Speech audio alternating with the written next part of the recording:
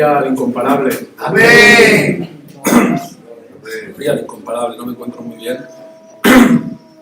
pero Él nos va a ayudar. Hace unas semanas que estoy meditando en una idea muy simple que siempre redunda, ¿verdad?, en esta casa. Como dice el pastor, lo diré ahora al principio y luego pues intentaremos entenderlo un poquito más, que es la idea de ser cristiano o estar cristiano. Al final es una idea implícita en todo lo que se predica desde aquí, ¿verdad? Ser cristiano o estar cristiano. Y es algo que creo que el Señor hoy quiere hablar a nosotros. Amén. El sábado el pastor, hablando de los cuernos del altar, dijo por encima, no sé si alguien lo escuchó, Dios no nos manda estar santos, Dios nos manda ser santos. Y creo que el Señor confirmaba esto que estoy reflexionando y el lunes cuando el anciano me dijo de compartir hoy, fue increíble, hermanos, porque fue decírmelo él, salir de casa del pastor que me despedí, ya que se iba a Argentina, y en el móvil del trabajo la directora comercial envió una frase a todos los comerciales que estamos en la empresa y dijo así, dijo en catalán, lo diré en castellano: gracias por ser y estar.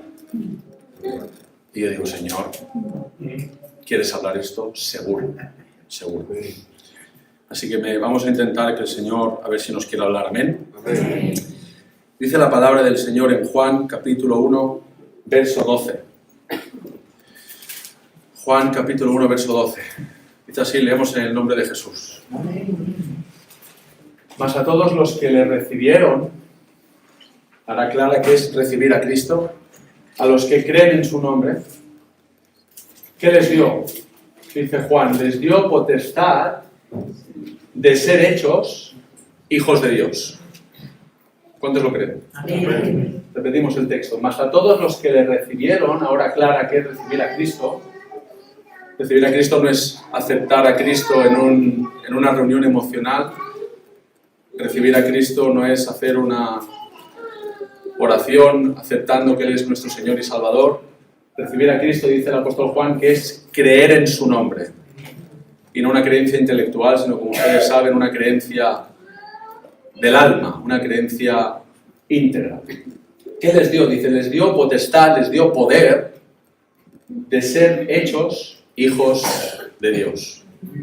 Amén a la palabra del Señor. Amén. El apóstol Juan escribe su evangelio, voy a intentar ir rápido para ir a lo que el Señor creo que nos quiere hablar. Escribe su evangelio, como nos dijo el pastor una vez, en pasado y en tercera persona. Lo hace en pasado porque, según algunos historiadores, el evangelio de Juan, hay un poquito de polémica de cuándo se pudo escribir, pero hay algunos historiadores que creen que quizás lo pudo escribir después de Apocalipsis. Aunque en nuestro orden cronológico pensamos que primero fue el Evangelio, luego las epístolas y para acabar el Apocalipsis, hay algunos historiadores que creen que fue luego del Apocalipsis. ¿Por qué? Porque en Patmos, en la cárcel donde Juan escribió el Apocalipsis, una de las cosas que te ocurrían es que perdías el nombre. Los presos de la cárcel perdían el nombre. Como se explicó el pastor una vez, se escribía el nombre en una concha, se tiraba en el mar y el preso dejaba de tener identidad nominal, ya no tenía nombre. Entonces, creen algunos historiadores, algunos teólogos, que Juan habla así, en tercera persona y en pasado, porque es como se llamaba Juan. Ese nombre ya lo perdí. Aunque está hablando de él, lo usa en pasado porque ya como si no se llamara así. ¿Cuántos me entienden? Amén. Y lo hace en tercera persona porque, como nos explicó el pastor una vez, Juan intenta narrar el Evangelio sin poner de lo suyo. Intenta narrar el Evangelio como lo haría un periodista, explicando la noticia. Los evangelios son buenas noticias, explicándolo de una manera objetiva, explicándolo con rigor. Pensad una cosa, hermanos, que a veces no caemos. Para Juan, Jesús era su maestro. Para Juan, Jesús era su amigo. Digo más, para Juan, Jesús era su almohada. Era el único que dormía en el pecho del Señor. Luego, cuando Juan se tiene que dirigir a los judíos que crucificaron a su amigo, que crucificaron a su maestro y que crucificaron a su almohada, es muy difícil no poner de lo tuyo. ¿Cuántos me están entendiendo? Así es. Pero Juan retiene sus razones, retiene su ira, retiene sus sentimientos para compartir el Evangelio de una manera objetiva, de una manera espiritual, de una manera bíblica. Y nosotros, ¿verdad?, que no hemos dormido físicamente en el pecho del Señor, nosotros que decimos que Jesús es nuestro amigo, pero a veces cuando necesitamos algo no acudimos a Él. Así es. Nosotros que decimos y cantamos alabanzas, que Él es nuestro maestro, pero muchas veces no nos dejamos enseñar por Él. Y cuando yo, Richard, el hermano Richard, tiene que presentar el Evangelio, lo presento tan mal, hermanos. Así es. Pongo tanto de lo mío. Quizás viene para luego, pero el Señor quizás quiere que se hable ahora. Muchas veces somos o más buenos que Dios, buenistas, o incluso a veces somos más justos que Dios. Brutal. Somos justicieros muchas veces. Cuando Jesús quiere perdonar a la ramera, nosotros la apedreamos. Y cuando el Señor quiere entrar en el templo a pegar un golpe de látigo y quitar los cambistas y las palomas, nosotros vamos, ¿verdad? Y mira, por favor, Es te verdad. ruego que si no te importa dejes de pecar, porque somos muchas veces más buenos que Dios o más justos que Dios. No comparto el Evangelio como lo hizo Juan.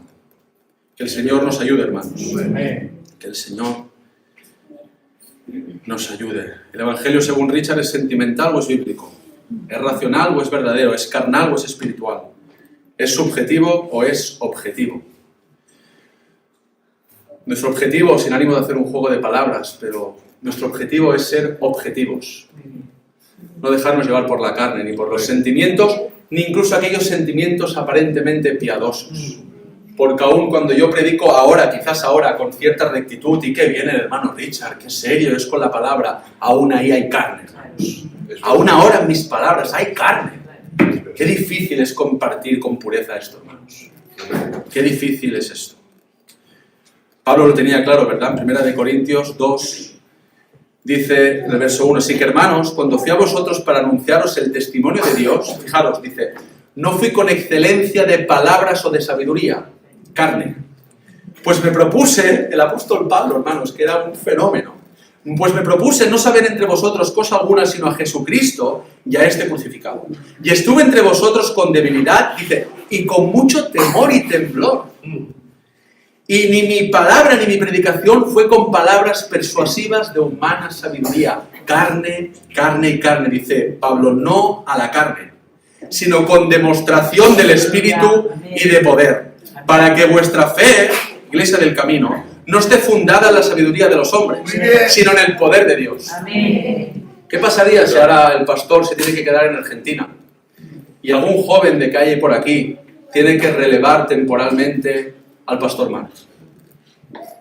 ¿Qué pasaría si quizás no predicara tan bien como él, no tuviera tanta sabiduría como él, pero mostrase el poder de Dios? ¿Lo valoraríamos, hermanos? ¿De verdad, hermanos, lo valoraríamos? ¿Seguiríamos caminando igual? ¿O el sábado ya no vendríamos con tantas ganas porque, claro, ya no va a ser tan espectacular, ¿verdad? Que el Señor mengue en nuestra carne, hermanos. Que el Señor mengue en nuestra carne. Juan escribe por y para testimonio. Dice Juan 1.7, este vino por testimonio para que diese testimonio de la luz. Lo hace por testimonio y para testimonio. Y la pregunta es, cuando compartimos el Evangelio en el trabajo, en la escuela, con el vecino, a mi familia, quizás en la calle, donde el Señor ponga, hermanos. Es precioso poder compartir en cualquier lugar el Evangelio. No solo es precioso, sino que es un mandamiento, ¿verdad? Cuando lo hacemos por testimonio de la luz. Lo hacemos por testimonio del Señor? ¿O lo hacemos para nuestro testimonio? Dice Filipenses 1:15, algunos a la verdad, dice, predican a Cristo por envidia y contienda. Es verdad. Hay gente que predica por envidia. Como tiene envidia de otros, habla en contra de otros. No es una denuncia santa, es envidia encubierta. Hay gente que intenta predicar mejor que otros. No es excelencia para Dios, es competitividad. Lo hacen por envidia. Hay gente incluso que predica por contienda. Cuando digo predicar, me refiero a cualquier obra del Señor. No solo predicar desde aquí. Quizás yo vengo a ayunar por contienda, por envidia. Quizás ayudo a los demás por contienda, por envidia. La acción es buena, pero el trasfondo, hermanos, es pecaminoso. Hay gente que hace obra al Señor por contienda. Como tiene disensión con otros, usa el púlpito, las redes sociales, el café, lo que sea, para desahogarse, no para compartir. Pero hay otros como Juan, que el mismo verso continúa y dice, pero otros lo hacen de buena voluntad.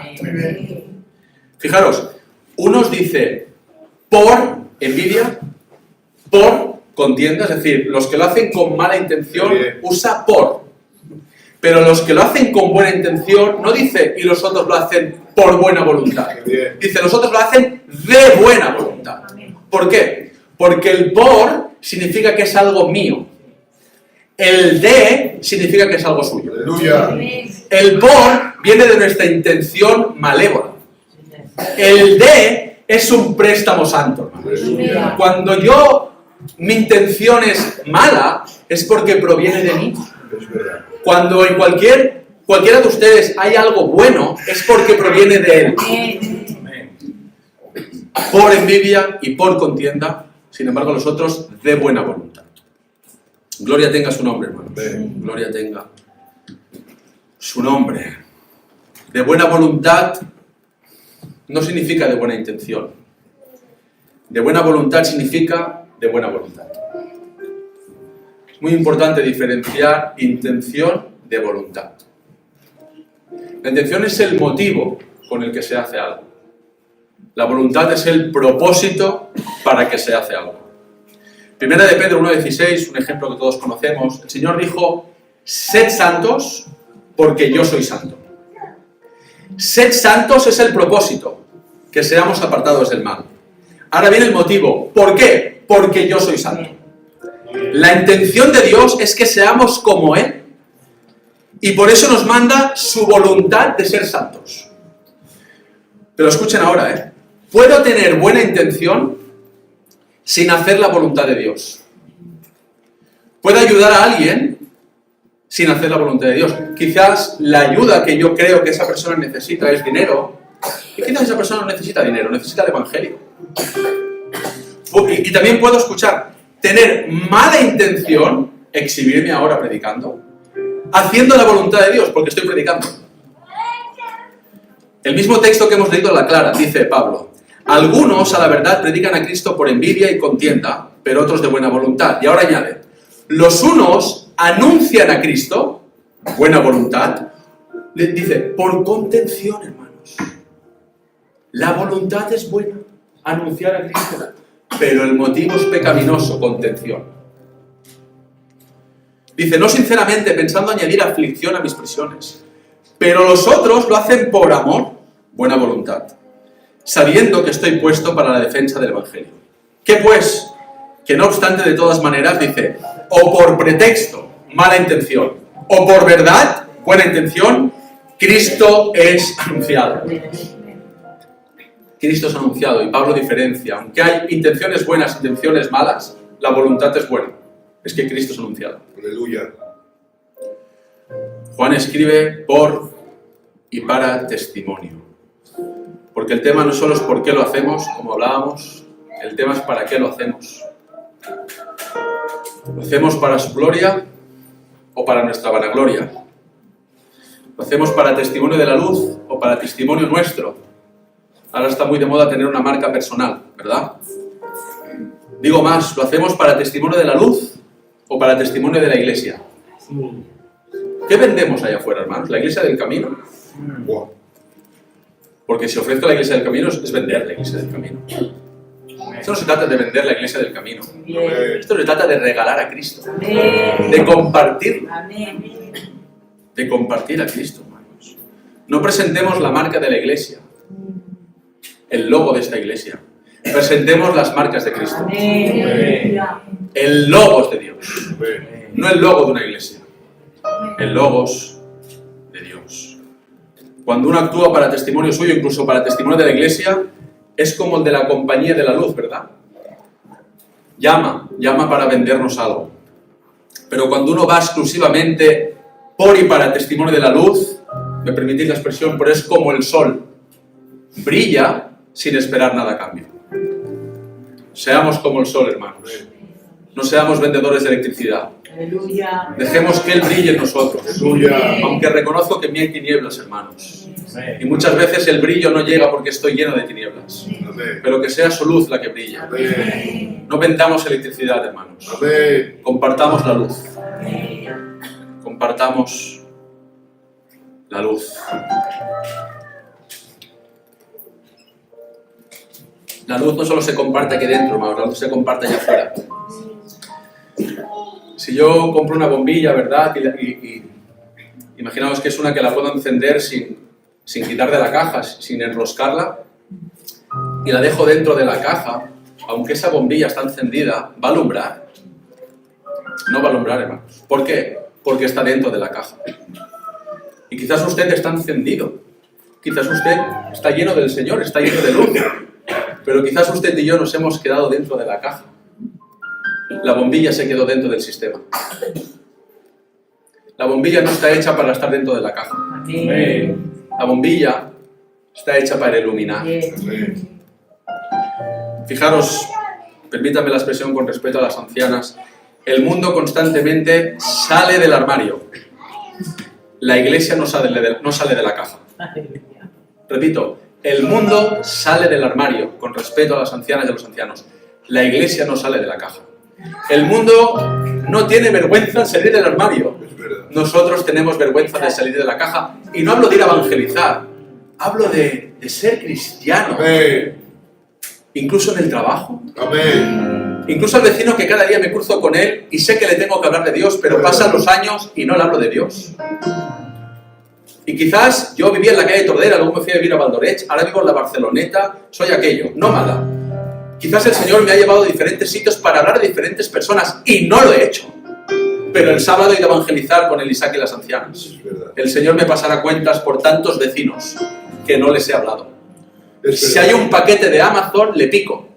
Oye, si te llega el paquete que me he equivocado de dirección, Buah. tráemelo, que el paquete lo he pagado. Pero si no hay paquete de Amazon, ya hay el Evangelio, no pico al vecino. Pero claro, soy de la marca, ¿verdad? Del logo de la Iglesia del Camino. Que el Señor me perdone, hermanos, porque me voy al infierno. Amén. Me voy al infierno. Amén. Que el Señor me perdone. Este vino por testimonio para que diese testimonio de la luz. El testimonio es lo más fácil. Es lo más fácil de compartir, hermanos. Usted quizás no sabe, yo tampoco, explicar las doctrinas de la gracia, desarrollar escatología, pero usted sí que sabe explicar cómo Dios le enamoró y le salvó. Así es. Sin embargo, que compartir el testimonio es lo más fácil, es lo menos común. Es lo menos común. Nadie testifica de la luz. Qué bonito, ¿verdad? Es ir a una persona y decirle, mira, yo pensaba así, yo era así, yo actuaba así. Pero hubo un día que me encontré con el Verbo. Aleluya. Y ahora ya soy, pues, ex-mestizo, ex-yonki, quizás uno ex-religiosa, ex-evangélica, yo qué sé, hermanos. Ahora somos ex-algo. Compartamos ese ex-algo. Amén. Os animo, hermanos, a que compartamos el testimonio. Amén. Que hablemos lo que el Verbo ha hecho con nosotros, hermanos. Todos tendríamos que escribir un libro antes de morir, para memorias a nuestros hijos, a nuestros nietos, o quizás a nuestra familia, no, pero a otro que se encuentre el libro y diga, mira este, el diario de un loco, mira este, ex-mestizo, mira el otro. Y es así, hermanos. No valoramos el testimonio que Dios ha hecho en nosotros. Así es. Y testimonio de la luz no solo es hablar de ella con la boca, también es hablarlo mediante la prueba. Por eso, escuchen ahora, ¿saben de dónde viene la palabra testimonio? La palabra testimonio, etimológicamente, proviene de la palabra test. Testimonio. La palabra test, y a unos les sonará por el examen de conducir, ¿verdad? Que es tipo test. El testimonio proviene de la palabra test, porque el testimonio se da mediante la prueba, se da mediante el examen. El testimonio no lo da usted con su boca. Brutal. El testimonio no lo doy ni yo mismo de usted. El testimonio lo da la prueba. El examen tipo test dice lo que yo soy y lo que usted es. La prueba es el examen tipo test del testimonio que da testimonio de si soy hijo de Dios o no. ¿Sabían que los inconversos y los falsos cristianos también adquieren testimonio mediante la prueba? Sí, adquieren testimonio. ¿Cuál hermano que no son hijos de Dios? La prueba da testimonio a todos. Unos que son y otros que no son. Fijaros, el test no es un examen abierto.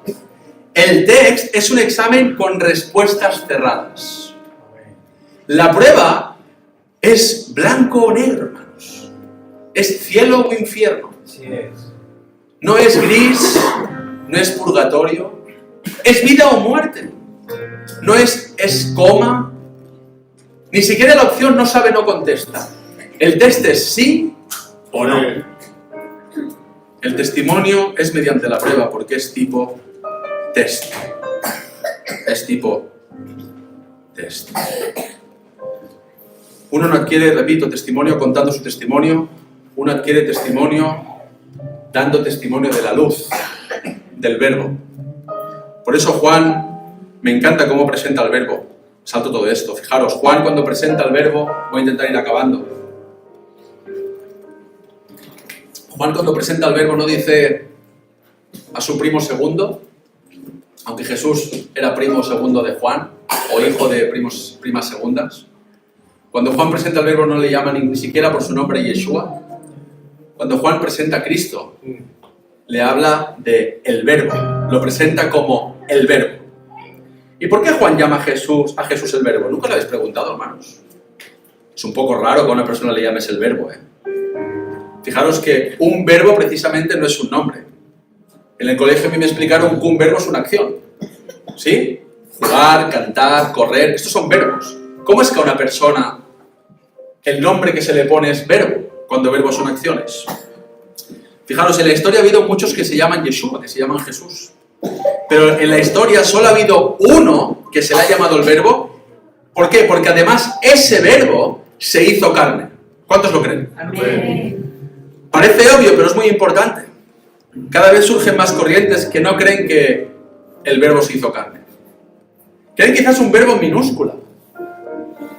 Creen que hay un hijo de Dios, pero no creen que el hijo de Dios es Dios. Pero cuando uno lee Juan y él habla del verbo, dice verbo con V mayúscula, porque el verbo es Dios. He dicho que el verbo es Dios. El propio Juan luego la aclara, dice, y el verbo era Dios. Es decir, Juan habla del verbo porque era Dios, y aunque es un misterio, nosotros creemos en el misterio. Primera de Timoteo 3:16 dice, Dios fue manifestado en carne. Pablo también la aclara, el verbo se hizo carne. Y ahora cuando vienen las fiestas de Navidad, todo el mundo lo cree, ¿verdad? Es verdad. Pero el resto del año, ¿cuánta poca gente lo cree? Que el verbo se hizo carne. El propósito de que el verbo se hiciera carne, porque esa es la noticia no es que hay un verbo, la noticia es que el verbo se hiciera carne. ¿Para qué? Dice, anotaba yo, el propósito de que el verbo se hiciera carne es poder crucificar esa carne en la cruz. Si el verbo no se hace carne, el verbo no se puede crucificar. Hermanos, a mí me apasiona hablar de esto. Sé que parece aburrido para vosotros, hermano Richard, ahora el verbo, y esto ya lo sabemos. No hay cosa más segura que hablar de él. Aleluya. No hay cosa más bonita que hablar de él. Es aburrido, ¿verdad? Este es el verbo. Él se hizo carne, hermano. Es lo más explosivo que hay en la palabra. Él se hizo carne. ¿Para qué? Repito, para poder crucificar esa carne en la cruz. Y digo más, el verbo se hizo carne. Escuchen bien, para que aún nuestra carne se haga verbo. Él se rebajó a nosotros, se hizo hombre, para que los hombres se hagan como Él. Si somos el cuerpo de Cristo, es porque nuestra carne ha sido transformada en verbo, aunque seguimos en una regeneración diaria. Fijaros que el pacto es el símbolo de la carne y de la sangre, porque es una transformación constante. 1 Corintios 15:50 dice: pero esto digo, hermanos, que la carne y la sangre no pueden heredar el reino de Dios, ni la corrupción hereda la incorrupción. Es decir, nuestra carne y sangre no pueden heredar el reino de Dios. Por eso Él se hizo carne y sangre, para que a través del pacto entráramos en Él. Y cuando la cabeza venga, porque la cabeza viene, va a venir a buscar al cuerpo, se va a venir a buscar a Él. Así es. Seamos verbo, seamos verbo. Juan presenta el verbo porque es la noticia mesiánica de que el verbo se hizo carne. Y digo más, Juan presenta el verbo, la acción, porque el verbo es la acción de Dios. Dice en la palabra, salto todo esto, dice el mismo Juan: todas las cosas por Él fueron hechas y sin Él, escuchen bien, nada de lo que ha sido hecho fue hecho. Dice en el 10, en el mundo estaba y el mundo, escuchen, por Él fue hecho, pero el mundo no le conoció. Repito, Juan llama a Jesús, a Yeshua, el verbo, en mayúscula, porque Él era Dios. Habla de que Él se hizo carne porque la noticia mesiánica es que el Mesías llegó. Y también habla de que Él es el verbo, porque aunque es un nombre, el verbo es la acción de Dios. Amén.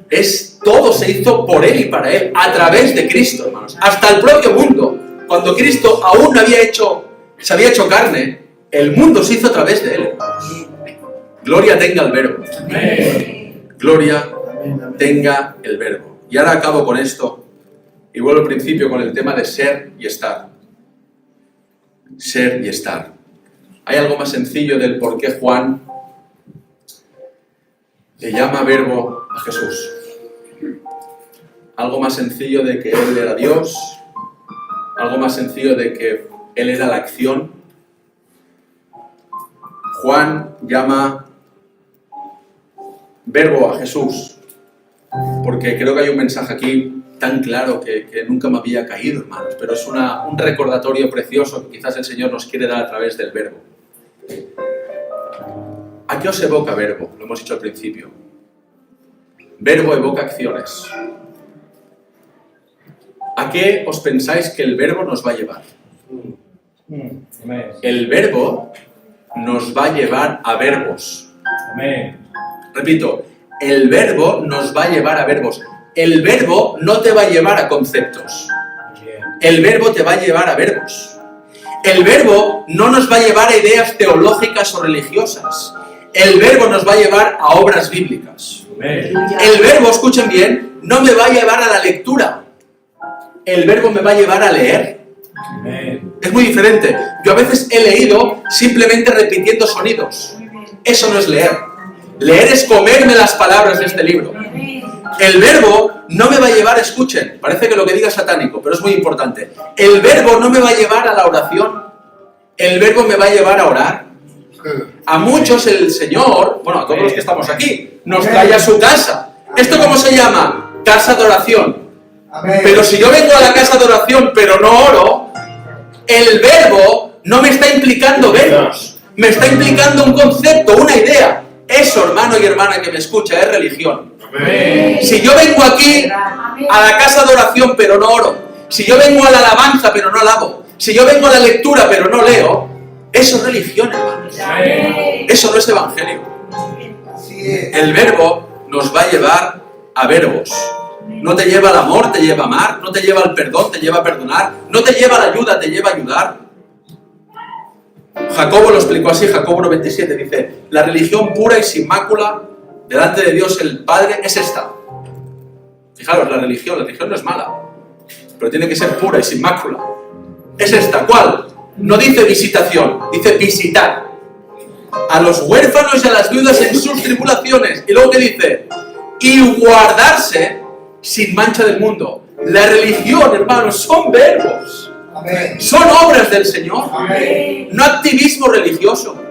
No hacer muchas cosas para creerme salvo, pero sí hacer la voluntad del Señor. Obrar para Él, hermanos. Esa es la religión pura y sin mácula. Así es. Estamos llenos de conceptos, de acciones, pero poca obra bíblica. Se trata de hacer su voluntad, hermanos. Esto va de verbos. Esto va de verbos y acabo ahora de verdad.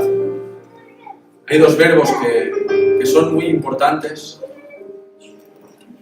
Disculpad, se está dilatando un poco más de lo normal. Voy a acabar. Hay dos verbos que son los más habituales, los más repetidos entre nosotros. Y es el verbo ser y estar. La mayoría de las frases que usamos entre nosotros incluyen estos dos verbos, ser o estar. Yo estoy aquí, aquella persona está enferma, el otro día estuve allá, o esa persona es así, aquella cosa es asá. Ser y estar es constante en nuestras vidas.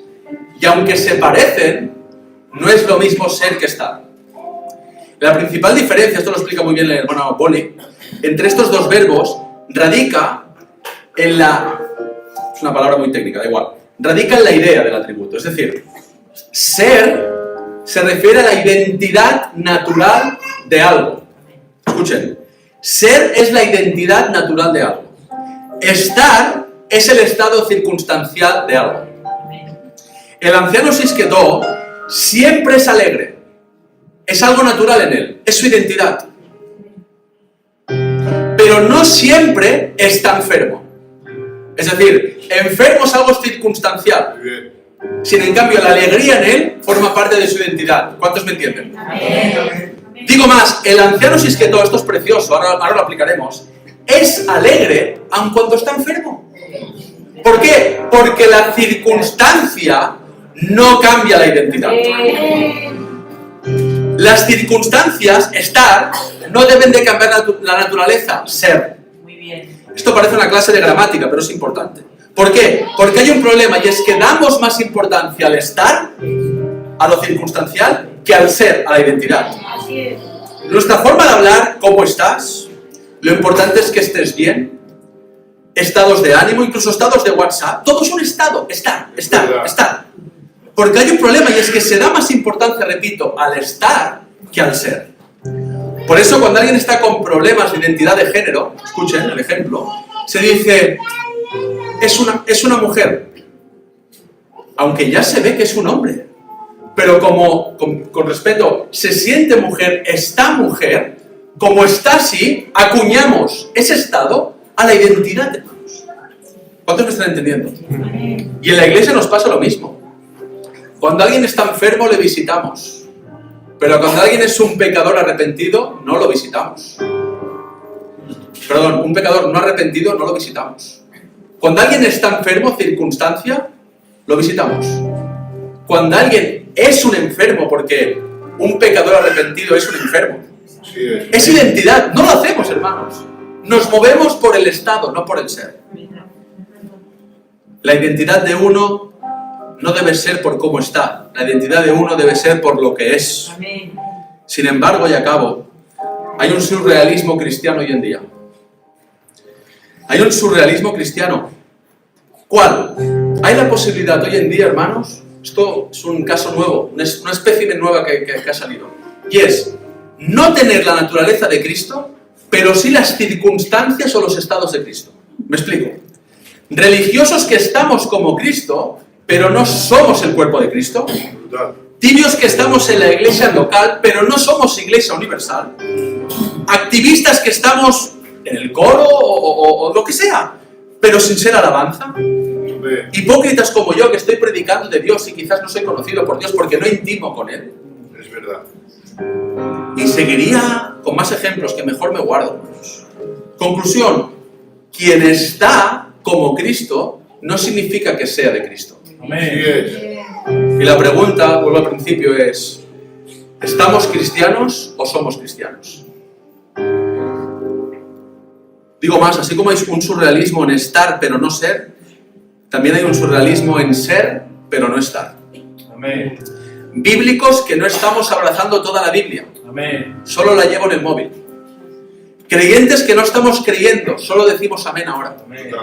Protestantes que no estamos protestando públicamente, solo criticamos desde casa. Wow. Evangélicos que no estamos evangelizando, solo aplaudimos aquí. Adoradores que no estamos alabando, solo cantamos. Pastores que no están pastoreando, solo entretienen. Diáconos, como yo, que no os estoy sirviendo, solo sirvo a mi familia. A lo sumo los que me caen bien. Perdóname, Señor. Ancianos que quizás no están aconsejando espiritualmente, solo dan su opinión. Cristianos que no estamos viviendo como Cristo mandó, solo hablamos de Él. La posibilidad de ser llamado algo cristiano, pero no estar ejerciendo de ese algo, cristianismo. Por eso el mismo Juan dice en la epístola: mirad cuál amor nos ha dado el Padre. Mirad el amor, cómo Juan relaciona el amor. ¿Qué es el amor que nos ha dado el Padre? Dice, para que seamos llamados hijos de Dios. Por esto el mundo no nos conoce porque no le conoció a Él. Ya le añade, amados, ahora somos hijos de Dios. Usted y yo no nos conformemos con ser llamados hijos de Dios. Busquemos el ser hijos de Dios. Amén. Que usted me llame hermano es la mayor bendición y es la mayor maldición. Porque cada vez que usted me llama hermano, creo que soy un hijo de Dios, lo doy por hecho. Wow. ¿Y si no lo soy? Amén. Aunque usted me llame hermano. Amén. No nos confiemos, hermanos, en ser llamados hijos de Dios. Amén. Seamos hijos de Dios. Amén.